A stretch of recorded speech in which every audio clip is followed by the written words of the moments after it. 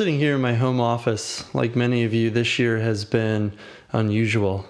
I was hoping to come and share with you guys some of the things that are going on in data management in the potato industry in person at the Potato Expo. But as you all know, things change, plans change. But the questions that we ask ourselves about variety data, those aren't changing. They're continuing to ask the questions, what variety is going to give me better yield? What variety can I increase my gravity?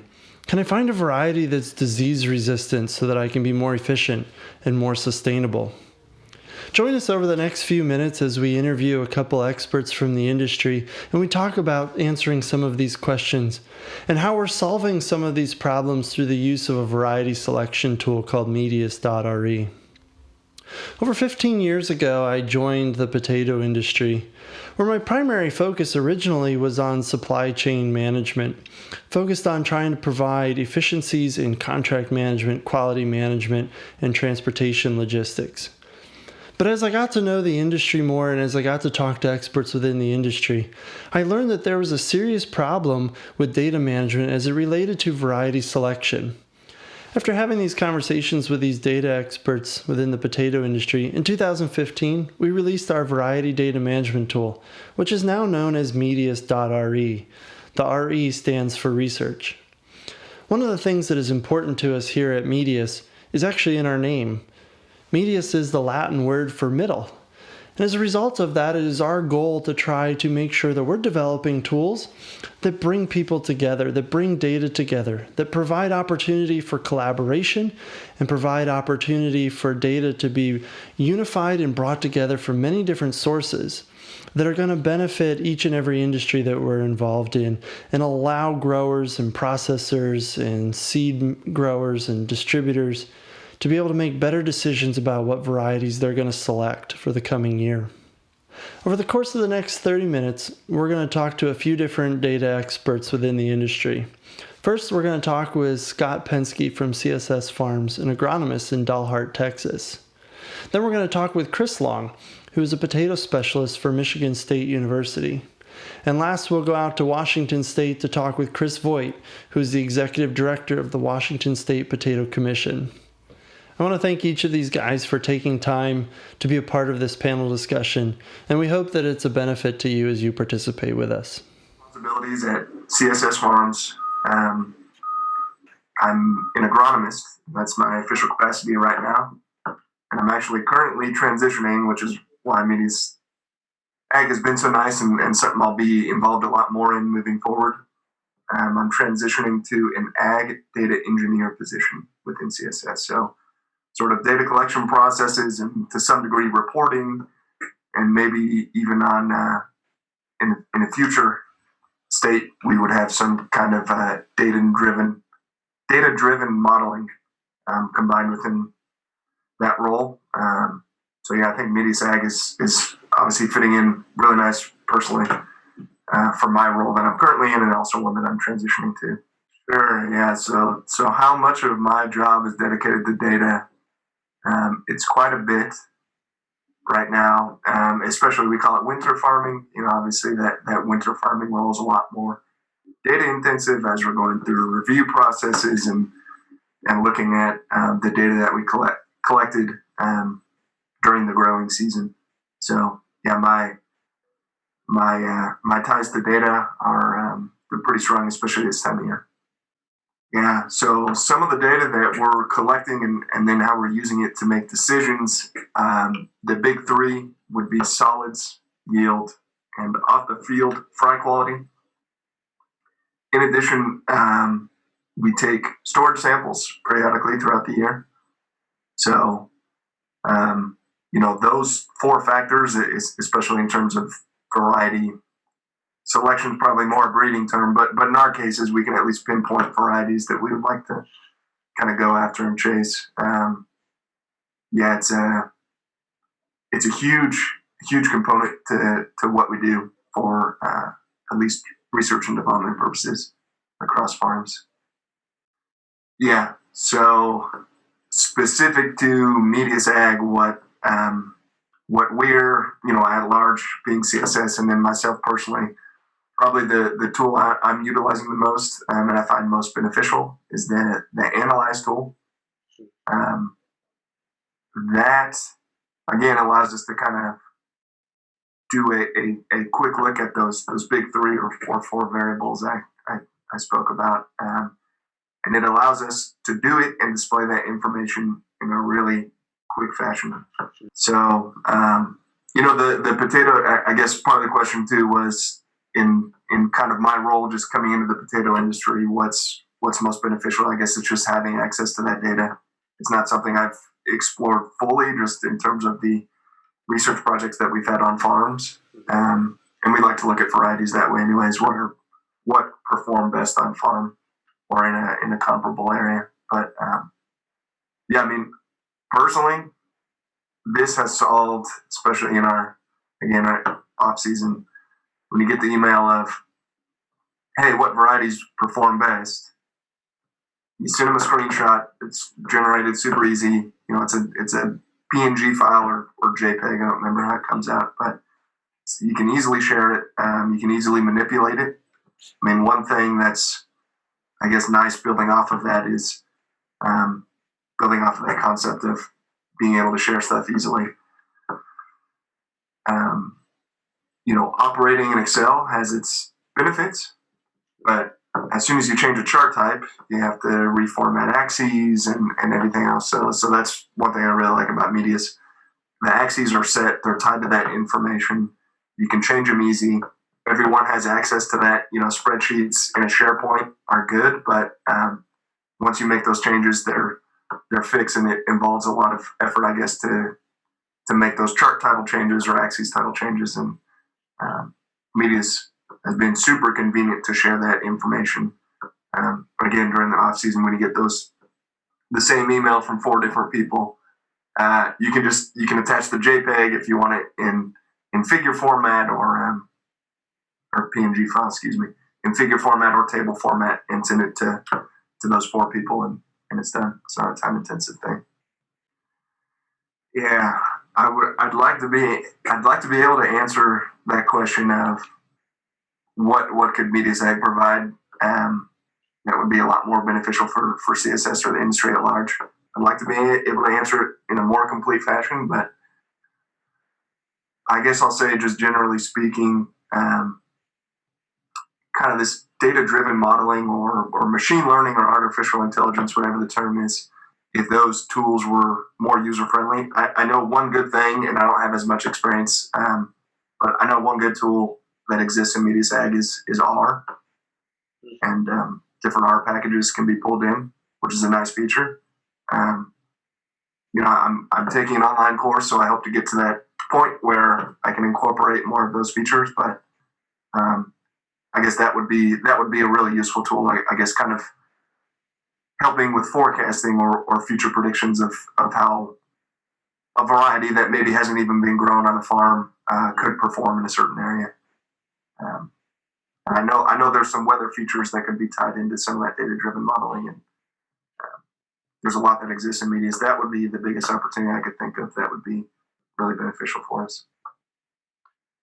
I guess on a personal level, as I'm stepping into this new role, and it's probably across all industries, but I think something that could absolutely benefit the potato industry too is just the use of data-driven modeling tools in decision making. Again, I kind of mentioned those big 3 variables, and again, they're the most important aspects to variety development or looking at new and exciting varieties. But there's the benefit of kind of data-driven modeling processes is maybe variables that you didn't think were important could be. I guess just to tie it into more Medius Ag stuff, another feature I didn't talk about, but I also do really enjoy is the weighting factors that you can manipulate in that analyze tool. So that makes it nice. We tend to not trust yields as much on small plot variety development, so you can give that a lower weight. Yeah, my name's Chris Long. I am a potato extension specialist at Michigan State University. My, principal responsibilities at Michigan State University are really to serve as a bridge or liaison between the university or university researchers and the potato growers in the state of Michigan. I really see myself as a program lead and really just fostering or facilitating, applied collaborative research within the state of Michigan. Yeah, I have the privilege of serving in some other roles within the U.S. Potato industry. One being really working in a collaborative way with the National Chip Variety Trialing Program that's facilitated by Potatoes USA. Really, just serve as one of the program coordinators there.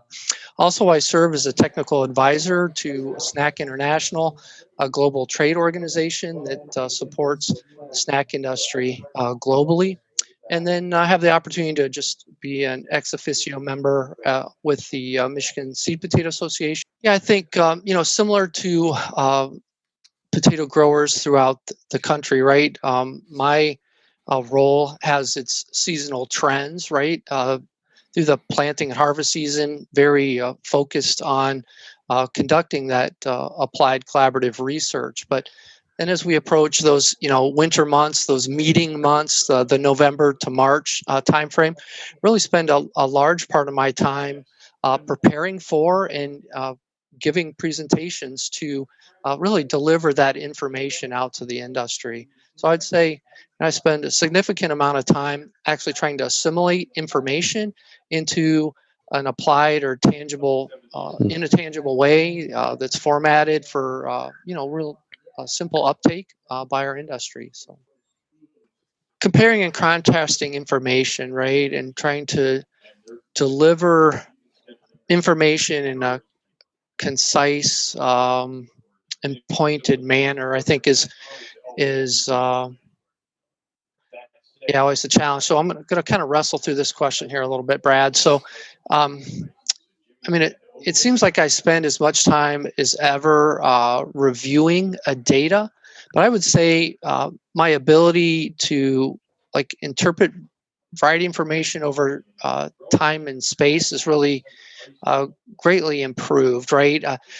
Back, 10 years ago, it was really a matter of finding, hard copies and literally laying out, you know, a number of years of physical hard copy reports and trying to take data out of those and maybe even uh, entering that back into a spreadsheet and trying to do some analysis or make some comparisons. But with the implementation of digital databases and specifically Medius RE, it's really just streamlined not only the time that takes to do that, but then really the questions and things that you can begin to address.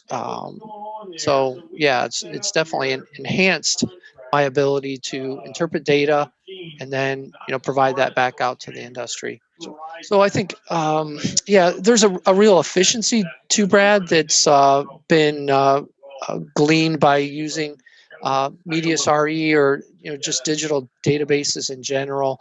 That again, alluding to using older platforms or older reports and just assimilating data that's really been streamlined by databases like yours. So sure. Well, I think one of the greater challenges that we've experienced in this whole process is really having some common language or common framework by which to interpret information, right? And I think new digital databases really allow us to agree on the information that's inputted, and then we're all looking at the same information when we're making a decision. So one party is not, kept in the dark about a set of data. It's like, well, we all see the data.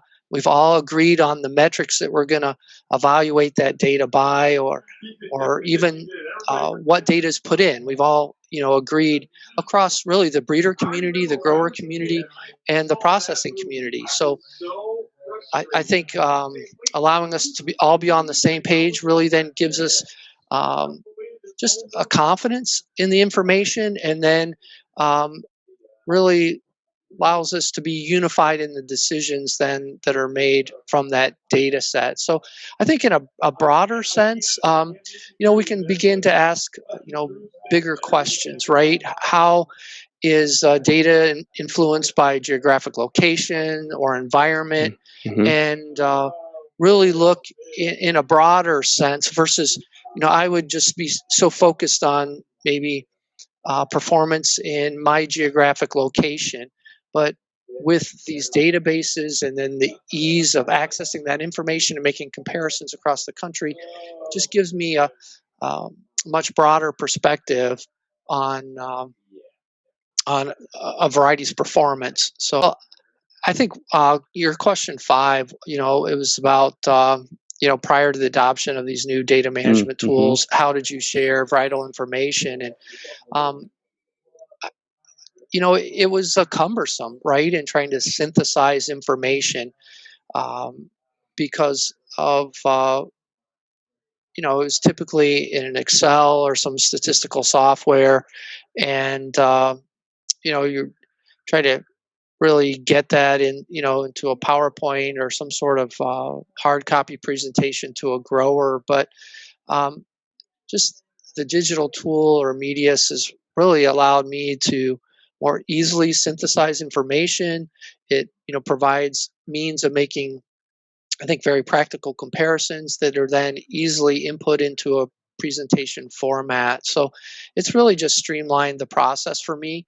Again, I don't think I do like I've gained all this extra time Mm-hmm. because of these tools. I think I am able to ask more questions and more uh, and broader apply. So it's allowed me to do more than I was able to do in the past, and not be such an arduous process. Right? I mean, it was.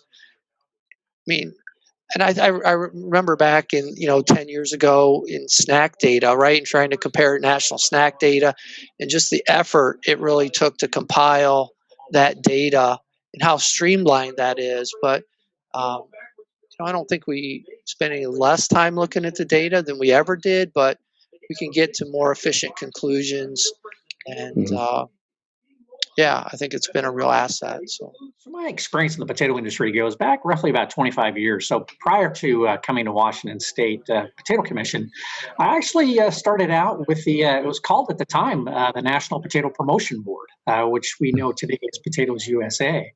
And that was a great time for me to be part of the kind of the strategic planning of what the National Potato Promotion was at that time, and gave me a chance to travel throughout the country and learn so much. Went to literally every single potato meeting, every single potato field day, Maine to Michigan to Oregon. So it was a great experience. And then from there, I was able to, I met my wife at a potato meeting. We got married, started a family. I didn't want to travel so much. So I actually, there was an opportunity in Colorado to work just for the Colorado growers, the Colorado Potato Administrative Committee in the San Luis Valley. Had a wonderful time there, really kind of reinventing a program that was needed some reinventing, I guess, and great growers to work with. And then, we realized as we started a family that, we didn't have a lot of time left with my parents. And so we tried to get back with my parents and my wife's parents. And so we tried to get back west. And so had an opportunity to come to the Washington State Potato Commission to get back to closer to family. And it's been a great experience here in Washington State. Yeah, I think of myself, even though I've been in the industry about 25 years, I still kind of think of myself as a newcomer because I know there's so many more people that have so much more experience and have been doing it, 50, 60 years in some cases. But there has been some really interesting changes in technologies in these last 25s. I mean, the one that strikes us, that is most obvious is genetics. Being able to all of a sudden take a potato, and whether it's CRISPR technology or traditional genetic engineering, we're able to actually create, get closer to that perfect potato that we're looking for.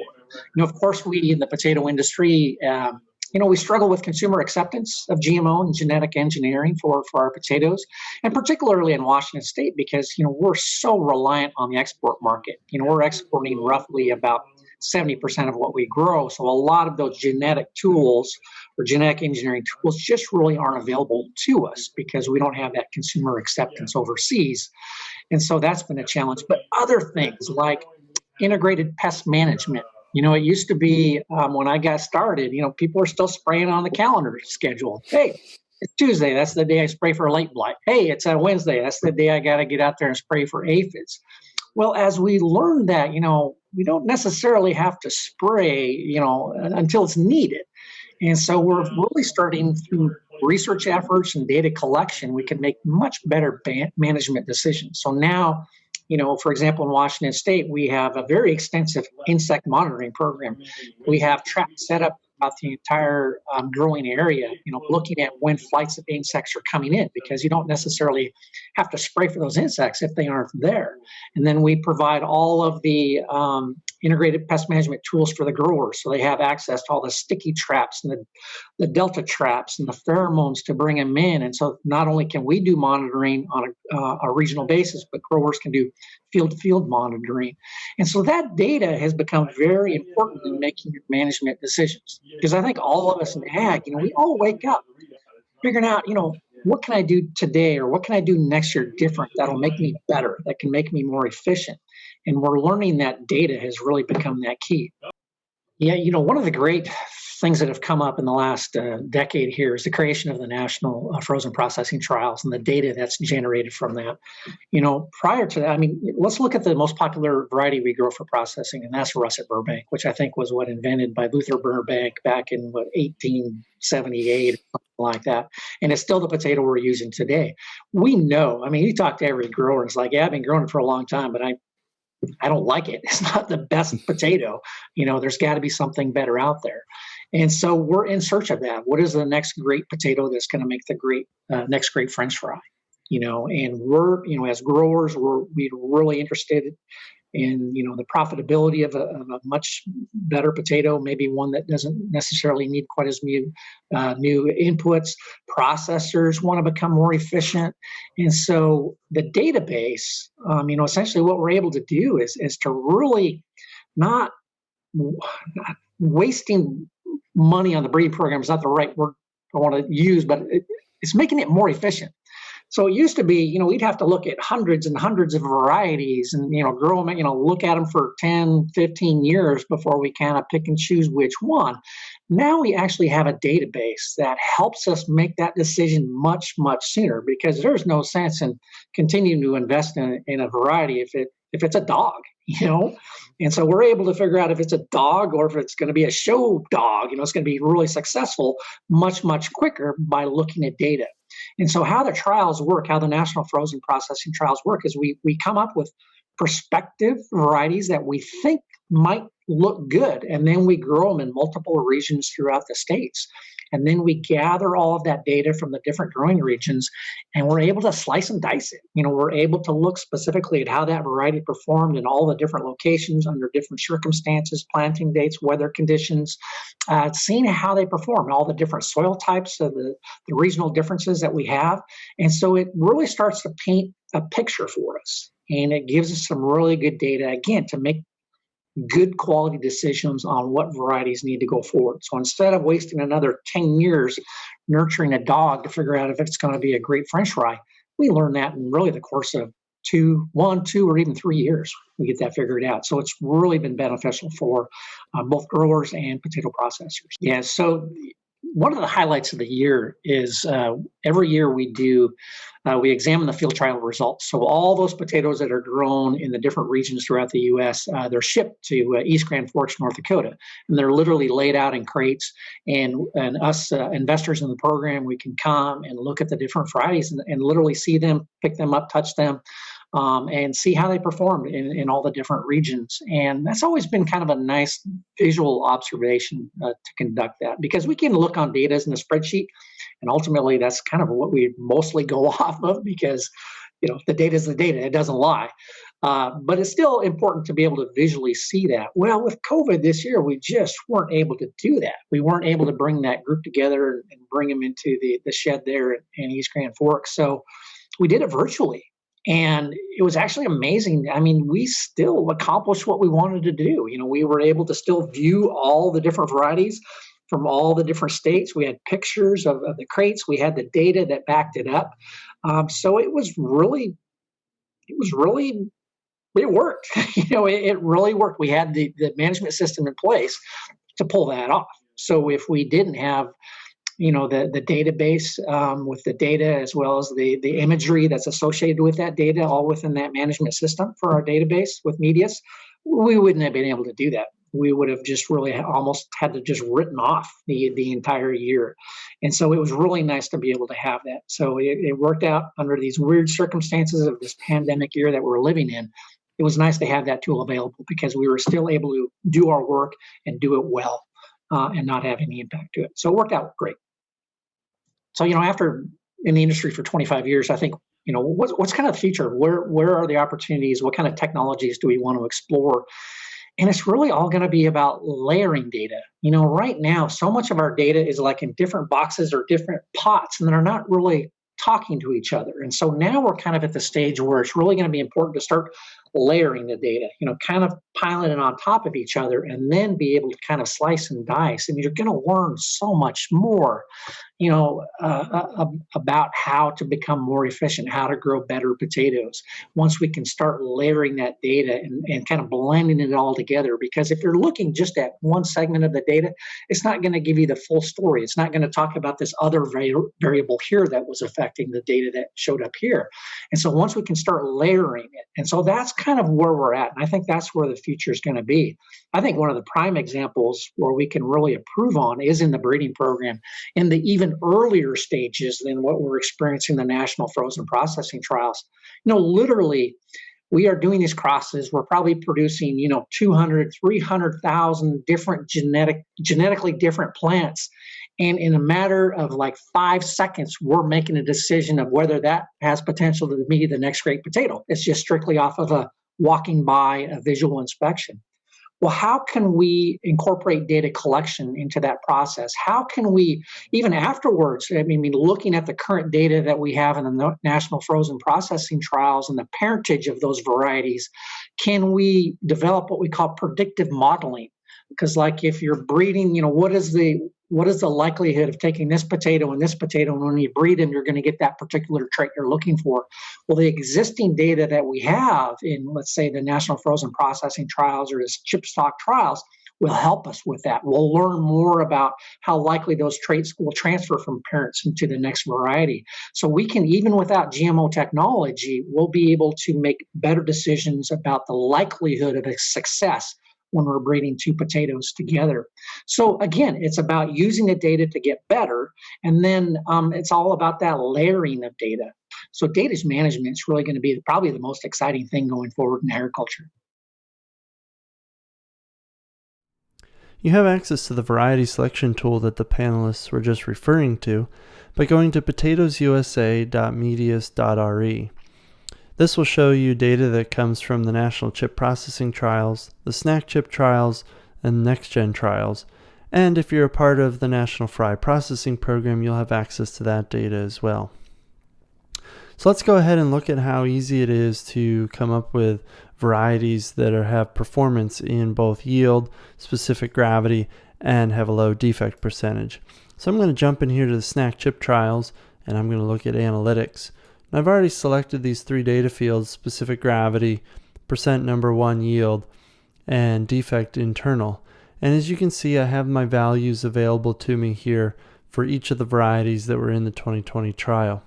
Now, if I want to look at how a variety performed across all three of these, I can just go to my total score averages, and now I'm looking at an average score across all three of these values. If I have my 3-year averages up here, I can simply sort by total, and now I have my top varieties that are available for specific gravity, percent yield number one, and have a low defect internal percentage. There's many other features that are available in Medius.re, but it's easy for you to explore if you want to do some digging on your own. There's Find Variety. If you're looking for a particular variety that you've heard of and you just want to find information about it, go ahead and just click on Find Variety, type in what you know of the variety, and you'll get a summary sheet that pops up here. And in here, you'll find all the trial data across all the different trial groups. If there's images involved, you'll find those as well, documents and more. You can compare varieties. That's pretty simple. I've pre-filled some varieties in here where you just add variety. We have Atlantic Snowden in this New York 165, and I can see them side by side here for correlated data when these varieties existed in the same trial. And now I can easily see how a new variety that's coming up in the pipeline might compare to something that I'm familiar with growing. If you're interested in many more of these features, feel free to visit the site yourself, give it a try, and see what varieties you can discover. So go ahead, stop sifting through those spreadsheets and reclaim your data today.